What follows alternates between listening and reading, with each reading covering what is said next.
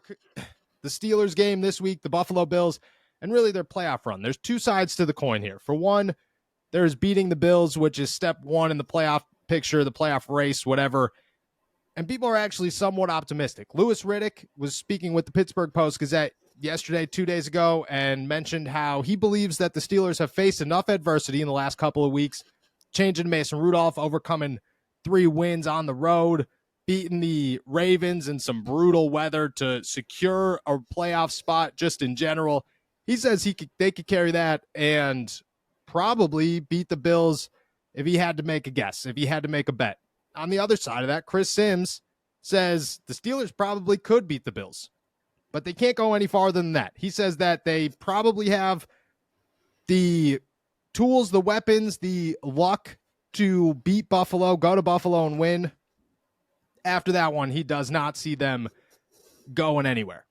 We'll talk about Buffalo. We'll start there. Do you think that the Steelers have a real shot there? And then once they beat Buffalo, I mean, can we talk about the rest of the playoff picture here and how somehow, some way, everybody's ignoring the fact that maybe Buffalo is their worst and most toughest challenge in this playoff picture? Yeah, absolutely. I think Buffalo is really good, but I think the Steelers are playing their best, kind of peaking at the right time and riding all the momentum. And I think I think they absolutely have a chance to pull off this upset. Do I think it's likely? Not really sure, but yeah. I mean, you look at, I don't know. I think they have as good a chance as any of, like, this isn't an average 2 versus 7 matchup. I don't think. No. Like, there's typically a pretty wide gap between the number 2 seed and the number 7 seed in the conference, and that I don't think that really exists in the same way here. For as good as the Bills are, for as well as the Bills are playing right now, and as hot as they are, the Steelers are kind of in the same boat where they just closed the season on a pretty torrid run, and there was a scenario where I think Buffalo could have been the 7th seed. If Buffalo loses, they're the 6th seed.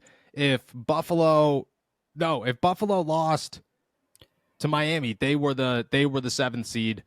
Pittsburgh was the 6th seed. Yeah, they were a game away.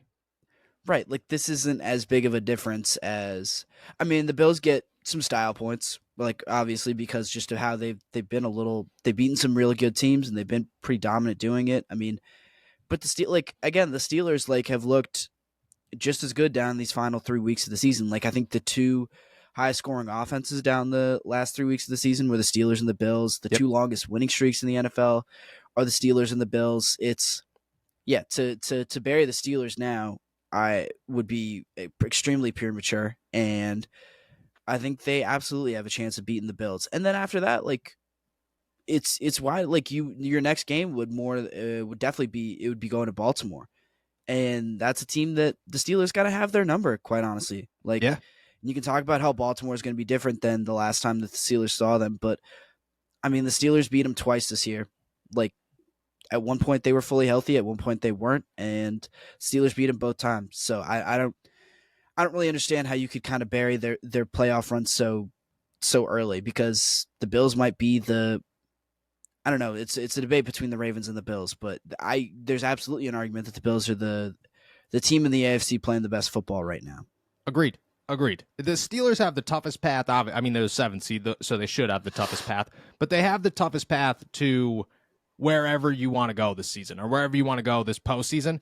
But let's say that they beat the Bills. And I think the Bills are their toughest challenge. I 100% agree with you that I think the Bills are their toughest challenge. But you go to Baltimore, the last 3 losses, they're 7-10 against are 7-3 against the Ravens in the last 10 matchups.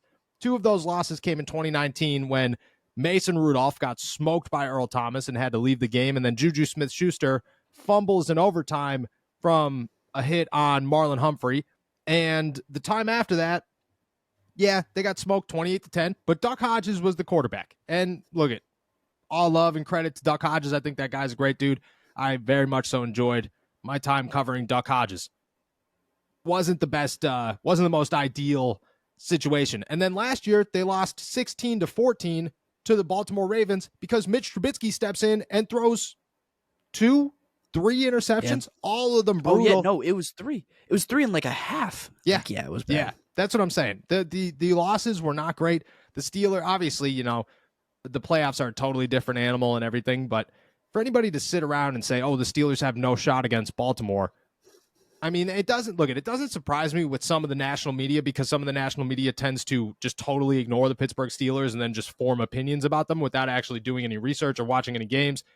But if you've been paying attention to this game, to this team, to this rivalry, you know that the Pittsburgh Steelers play the Baltimore Ravens tougher than any team. It's Baltimore's toughest opponent is the Pittsburgh Steelers, and Pittsburgh Steelers' toughest matchup and the game that they play the hardest in every season are the Baltimore Ravens. That's just how it goes down. And then from there, I mean, Kansas City, I think Cleveland's their toughest matchup. I think Cleveland's the scariest team right now in the AFC outside of Buffalo, I guess, in Baltimore. But I think that they're neck and neck with both of those guys.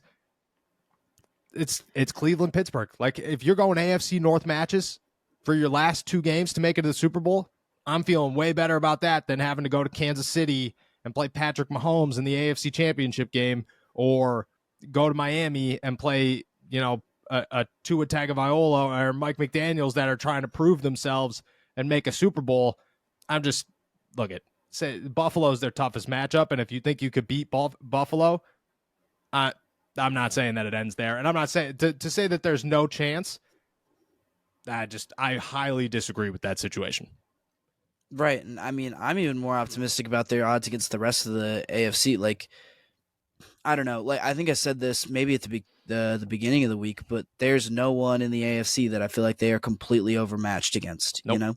There's no one that they can't beat. Like Mm-hmm. when they went into the last time they went into the playoffs, I think they were playing the Chiefs on the road, and you could see from a million miles away that they were going to get blown out. Like, that was always going to happen, and like, this is not the same thing, Like, I get it. It looks the same because they're sneaking into the playoffs. They're the 7th seed facing the 2 seed, a 2 seed that's playing really well right now. But it is just a completely different scenario, I feel like, and a completely different year and a completely different AFC than it was, the last time the Steelers made the playoffs. That's what I'm saying. This is a totally different team. This is the tightest AFC I think I've ever seen, in my, I want to say, existence. And I, obviously, whatever, it could go back, but the Steelers have won the Super Bowl as a 6th seed, and I'm not going to say that they're going to win it as a 7th seed, but I'm going to say that anybody sitting around saying that this team isn't built for this and that the AFC is built to smoke the Steelers. Like, I've seen people say things like, oh, outside of who made it in the NFC South, whoever that the Saints. Bucks, the Saints. Oh, the Bucks did no, but the Bucks won there. Yeah, the Bucks. Yeah, it was the Bucks. So if it's outside of the Bucks, I've seen people say that the Steelers, it's like Bucks, Steelers, and then there's a gap, and then there's everybody else. No, there's the Bucks, there's a gap, and I that's an uneducated opinion there. There's the Bucks, there's the gap, and then there's the rest of the entire playoff scenario and the entire playoff bracket, and the Steelers are very much so in that mix. So anybody sitting around saying, it can't happen. No, it could happen. It could, as crazy as it sounds, it could happen. And I can tell you right now, my DMs, my text messages, my every social media account I have, my email, I'm getting emails from fans about, dude, I think we got a shot. And I'm like, I can't tell you no. Like, I think that maybe they do. Maybe they do have a shot, but to sit here and say no, crazy. Absolutely crazy. We'll see what happens on Sunday. We'll see if it's a snow game. We'll see what happens from there. But for right now, anybody who's you're crossing your fingers until we're sitting on the highway going, all right. Yeah, that's true. That is true. Yeah. We might be doing the walkover on Friday just to Yeah. Just we got the clear weather. It's all right. I got a list of so just to keep everybody that listens updated. Me and Steven thinking about going out on Friday maybe to avoid the snow. So is the rest of the Pittsburgh media, but we don't know what day we're gonna head out there. We're gonna play it by ear depending on the weather.